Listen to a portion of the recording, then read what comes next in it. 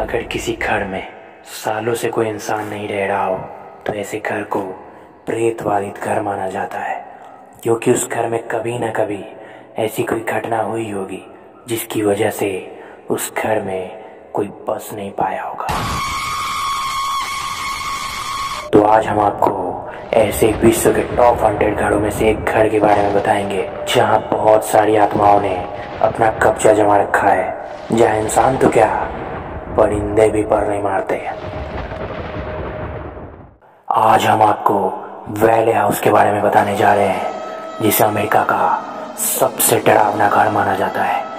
यह ऐसा घर है जो अपने घर में रहने वाले लोगों की मौत का वजह बना हुआ है। वर्षों पहले इस घर में बहुत सारी मौतें हो चुकी हैं, लेकिन आज भी उन मरने वाले लोगों की आत्माओं ने इस घर में अपना कब्जा जमा रखा है। तो आइए जानते हैं इस भूतिया वैले हाउस के बारे में विस्तार से।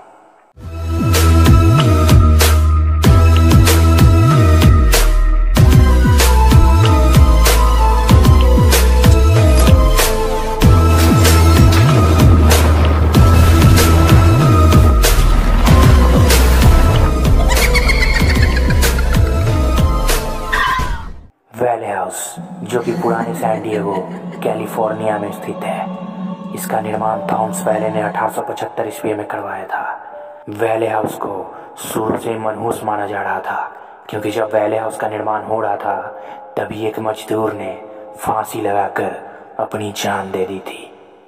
वैले हाउस पुराने सैन डिएगो में काफी एकांत में बनाया गया था। वहां आसपास उस घर के अलावा दूर दूर तक और कुछ भी नहीं था।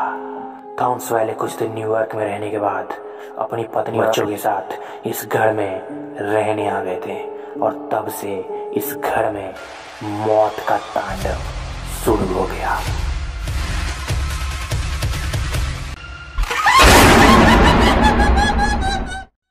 वैले हाउस में हादसों की शुरुआत थॉमस वैले के 18 महीने के बेटे जूनियर थॉमस के मौत से हुई।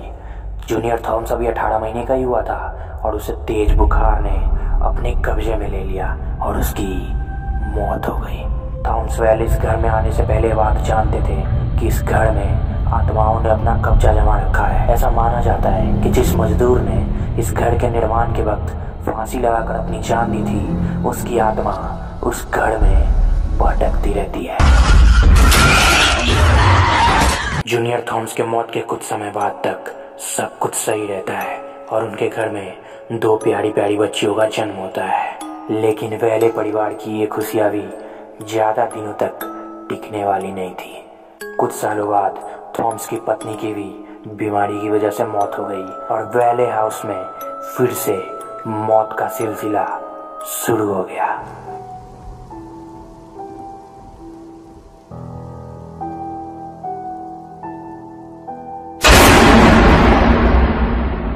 थॉमस का बड़ा बेटा, जिसका नाम वॉयलेट वैले था, उसने जॉर्ज टी पर्टो नाम की लड़की से शादी की, लेकिन शादी के कुछ दिनों बाद ही दोनों में तलाक हो गया और वॉयलेट यह सदमा बर्दाश्त नहीं कर सका और उसने अपने कमरे में जाकर खुद को सीने में गोली मारकर आत्महत्या कर लिया।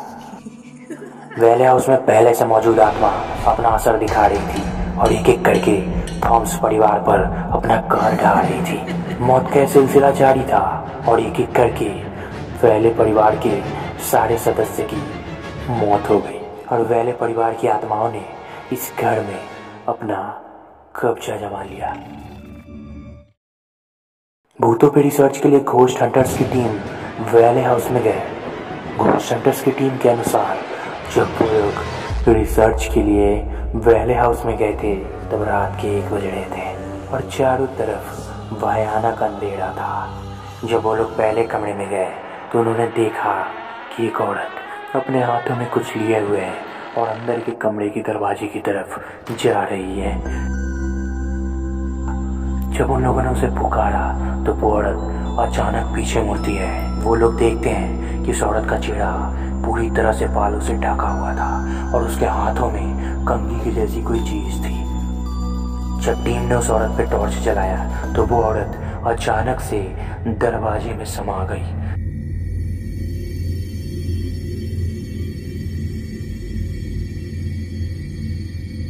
टीम ये सब नज़ारा देख के बहुत ज़्यादा डर गए। फिर वो लोग जब दूसरे कमरे में गए तो उन्होंने महसूस किया कि उनके पीछे पीछे कोई आ रहा है।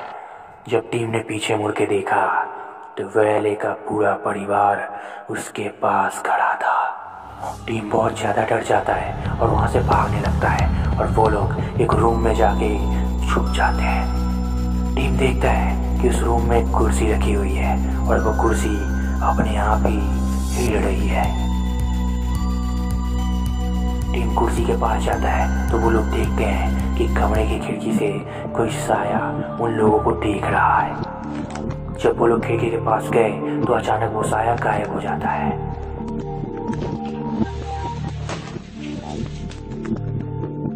फिर जब उन लोगों ने खिड़की के शीशों पे देखा तो वहां पे ताजा खून के धब्बे लगे हुए थे।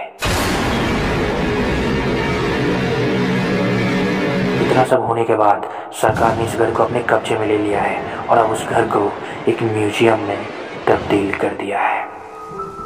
वेले परिवार की मौत वर्षों पहले हो चुकी है, लेकिन आज भी उनकी आत्माएं वेले हाउस को छोड़ नहीं पाई है। तो दोस्तों ये थी आज की कहानी। वीडियो कैसी लगी हमें कमेंट करके बताइएगा। वीडियो अच्छी लगी हो तो वीडियो को लाइक कीजिएगा और अपने दोस्तों से शेयर कीजिएगा।